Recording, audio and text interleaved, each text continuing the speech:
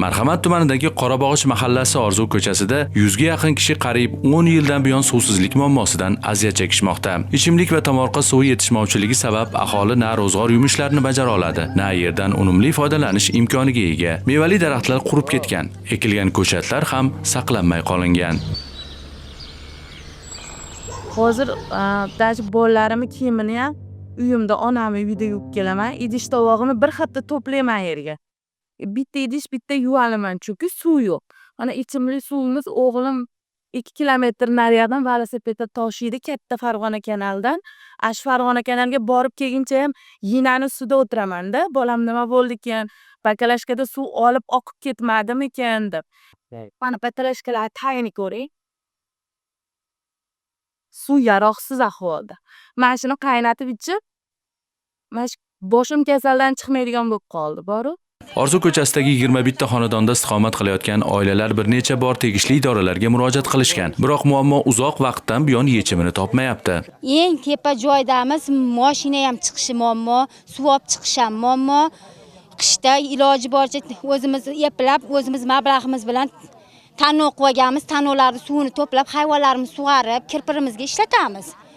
Ichgani iloji yo'q, pastlardan pulga tashtirib, mashinada, texnikada olib chiqtirib olamiz. Sug'arish uchun suv ta'minoti. Muammosiga yechim izlayotgan mutasaddilar mahallaga suv katta nasos orqali yetkazilishi, shuningdek elektr energiya sarfini kamaytiradigan zamonaviy energiya tejamkor texnologiyalardan foydalanish orqali muammoni qisqa fursatda hal etilishini aytishmoqda. Hammalarda xabariylar bor. Ashi bosimni ko'taramagan uchun polietilen turba yorilib ketyapti. Biz buni taklifiy loyihasini kiritganmiz. Jadal rivojlantirish dasturiga 26-yilda 2-choragining oxiriga shu narsa amalga oshiriladi. Buning uchun 2,5 milliard mablag' kerak.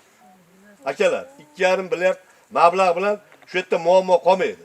Bu Qorabog'ich xalqiga suv Aravonsoy qo'shni Qirg'iziston orqali suv bilan ta'minlanadi.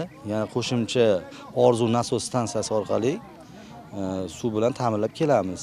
Haftada 2 kun aholi uchun nasosni yurgizdirib, aholi uchun faqat yurgizdirib, suv yetkazib beryapmiz. 2026-yili dasturga shu Marhamat tumanida jadal rivojlantirish dasturi orqali amalga oshiriladigan bo'lyapti bu. Bu adirlik zona hisoblangani uchun bu yerlarda yer osti suvi yo'q. Shuning uchun biz Farg'ona kanalidan olib, bu yerda 500 kubalik rezervuar bor, yoniga bitta filtr o'rnatib, suvni tozalab Farg'ona kanalidan berib, keyin aholini suv bilan ta'minlaymiz. Suv kelyapti-yu. Suv bugun sizlarga kelishinglarga yurgizib berdi.